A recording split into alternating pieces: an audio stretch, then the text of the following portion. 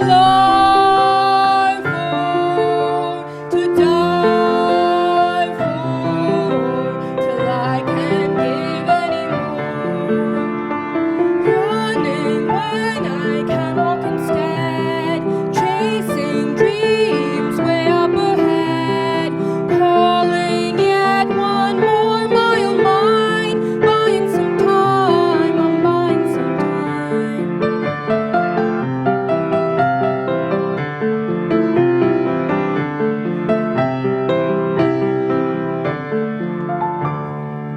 I cannot sing of everything that I have been and want to be, but all I know now is I don't know how to spend a day in life being me, just being me, just being me.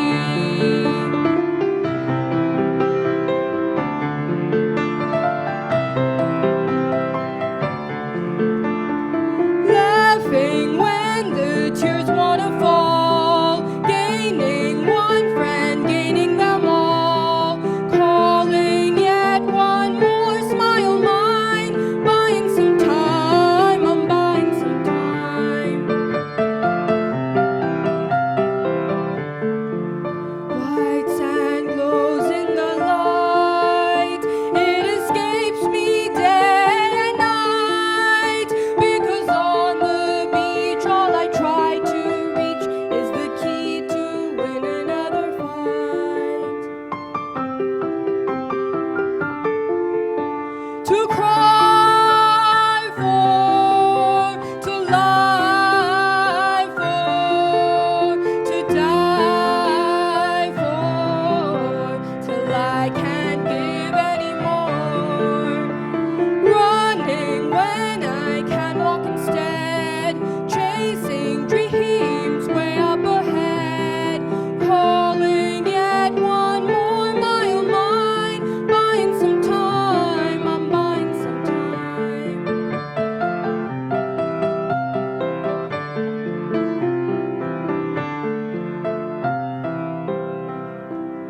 But you can't buy time.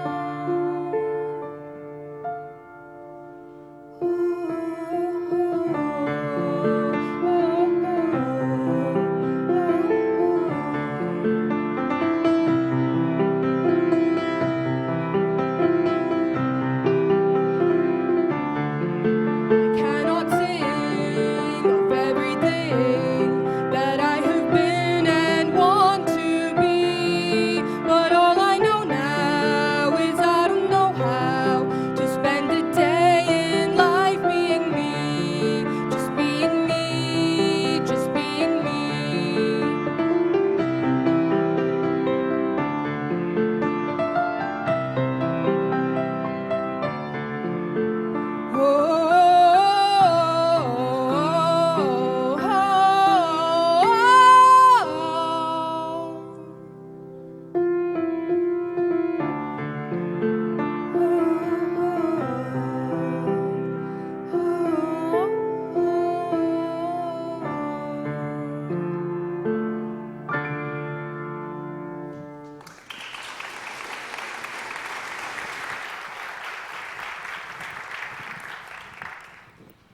The name of that song is Being Me. And what I'm trying to say in the chorus is, I cannot sing of everything I've been, but all I know now is I don't know how to be me. I don't know how to be me. That's a huge problem, isn't it? I mean, we're all trying to find out that one thing we are.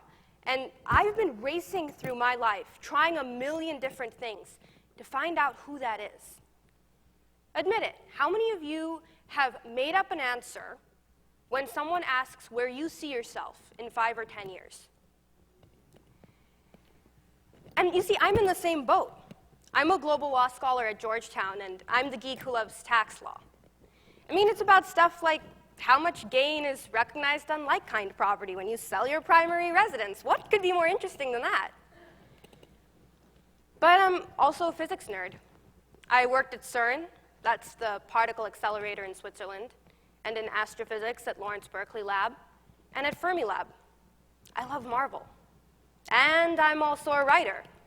I wrote The Eyes of Mikra, and I write short stories and poetry and a column for the Washington Times.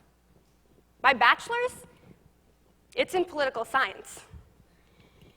Some of you might have guessed that I sometimes like to compose music. And so if you ask me where I see myself in 10 years, I have absolutely no idea. How can I? I've thought about it. I've decided I want to be in politics, but different. So I'll tell you the secret about politicians. They all have this one document that contains their program, and it's always titled, Make People Rich and Happy. And then attachment 1 is titled, The List of People. So the thing is, I'm not here to talk about me. I'm here to talk about risk and hope, because risk is hope. Risk is just hope we're acting on now. Why do we take risks, huh? Well, one of the reasons we think we take risks is because they're going to pay off. We create this nice Excel spreadsheet, lots of algorithms, and we decide what we want to do in life. This is the real Excel spreadsheet, I'm not kidding, of what I want to do when I graduate based on things important to me like money, regret, time with my family. See, this is why I think tax is easy. But the thing is, if I knew that these were the real numbers, if I knew the outcomes for sure, if you knew the outcomes of every decision that you made, would you be happy? Would you really be fulfilled? I mean, you'd have the most money you could ever theoretically make, you'd have time with your families, you'd have a great job, and you'd be an absolutely miserable robot. You'd know everything that's going to happen to you, and so you wouldn't be excited or motivated to go out and try your best every day. Because it's not the payoff that makes us happy. It's not what we're going to get at the end. It's the risk. It's the hope that maybe there'll be a payoff, and the adrenaline that maybe we're going to fail. This is why bikes with training wheels are not as much fun as bikes without them. This is why books are kind of boring if we know the endings, even if it's a happy ending. The truth is this: enjoyment and fulfillment come from the risk itself. We love the risk, not the reward. Risk is what motivates us. Think about it. What's more exciting, adrenaline-filled, and smile-inducing? Falling in love or staying in love?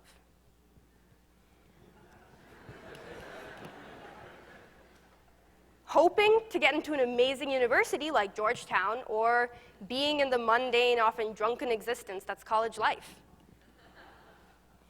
Day 1 of work or day 305? Humor, which is a huge risk, or a speech with all the punchlines first? I hope you don't think a speech with all the punchlines first is better, because then I'm down to a picture of a cute puppy, and thank you very much. But the thing is, if it's risk that keeps us happy and risk that keeps us motivated, why don't we take them? What are we afraid of when we don't take risks, huh? Well, we're afraid that if we take this risk now, we won't be able to take more risks later. We're afraid of losing time with our families or money, and then we won't physically or financially be able to choose to risk again. We're afraid of losing what makes us the most happy: risk-taking. So we can't take all the risks we want to take for this reason. We can't drop out of college and hope to score $1 billion, because A, we're not Steve Jobs, and B, if I gave you that advice, they'd drag me off the stage. But there is one risk that we can always take. There's one risk where it doesn't matter what the payoff is, because we can make sure there is never a payoff until the day we die. And that risk is being yourself, finding out who you are. You don't have to. Let me repeat, you should not find out who you are, because it's so much more fun not to. You can decide, like me, to be a musician for a while, and then a lawyer, and then a writer. You can be deep and introspective, and if that doesn't feel like you, you can be more open and friendly. Change the answers to whether you're an extrovert or an introvert. Change the style of clothes you wear. Try hanging out with completely different people. You'll discover things about yourself that you never thought possible. You'll stop stagnating if you embrace who you are. You'll be falling in love with yourself every single day. So my counselor tells me that one of the reasons some people don't want to hire me is because I don't fit into this stereotypical second-year law student box. And I guess I know that's true. I have a diverse background. I'm 18 years old, so a little young for a law student. And I'm not in it for the money. That last part might disqualify me from being a lawyer, I know. But the thing is, there are people who want to hire me. And those people want to hire me for precisely these reasons. My diverse background means I learn quickly and I'm adaptable. Risk makes me excited, keeps me unpredictable. I learn new things, and I'm excited to learn new things. See, I thought being young was such a bad thing for most of my life because everyone treated me differently, couldn't go to bars, still can't go to bars. And the thing is, I had to always prove I was so much more mature than I really am. And I had to act way older. By having two sides to me, the professional and the teenager, I have to figure out who I am, discover who I am, every single day. And it's this discovery, it's not knowing who you are, that's beautiful, that makes you unique. Look at all these movies. The Notebook, Aladdin, Night at the Museum, Pirates of the Caribbean, How to Train Your Dragon. They're all very different movies, but they kind of have the same story. It's a secret about Hollywood. Almost all movies have exactly the same story. The protagonists are confused because they are different, and then they find out who they are at the end of the movie. Now, look, we all know what happens after the end is really boring, so why do we keep trying to live that part? In order to stay in these amazing movies, all we have to do is refuse to find out who we are, ever. And the best part about the strategy is this: it works. Never find out who you are, risk being different people, and you'll never be a stereotype. You'll be unpredictable. You'll always surprise people. The continuous changes you make to your goals and your identity keep you motivated to find new opportunities. You can take decisions without assuming they're going to define you or define your whole life, because they aren't. There's this show I love to watch, MacGyver, and in it, MacGyver diffuses a bomb using a concrete truck. And his friend asks him what he would have done if the truck just hadn't happened to be lying there. MacGyver says, go to plan B. And so his friend asks, well, what was plan B? And MacGyver says, I don't know, plan A worked. And this is funny and exciting stuff to watch, right? We love watching people take risks, and we love being a part of them. Take a look at Google. It's an incredibly successful company that risks trying new things, even if it fails. So it's a video content company, it's a mobile operating system company, and wait, it's a car company? Google still doesn't know what it is. It doesn't know how to define itself. And that's part of what creates a brand that we're all willing to get behind. And here are more examples of people who still don't know who they are. Taylor Swift, who doesn't know if she's a pop singer or a country singer.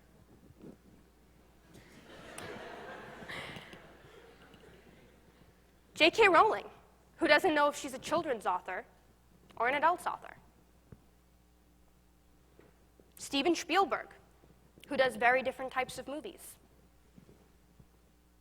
Leonardo da Vinci, who was literally a Renaissance man. Donald Trump.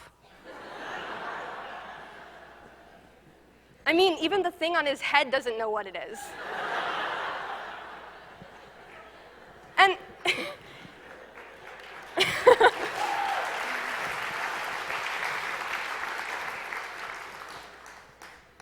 and the thing is, like them or not, they're wildly successful people. And we love watching them try and figure things out. They like it. It excites them. They try new things. And so that's the takeaway. Risk is just hope we're acting on now. Risk is fun. We love risk. It excites us. And we can always take the risk of not knowing who we are because there won't be a reward. We can push the reward off eternally. Don't discover yourself. Just keep trying to. Don't define who you are, and you'll never reach the end of the movie. You know, I'm told happiness is like a butterfly. But happiness is not like a butterfly because it's hard to catch. Happiness is like a butterfly because it's worth nothing once you catch it. It's a poor, dead, crumpled, crushed thing that can no longer fly or flitter in a summer's breeze.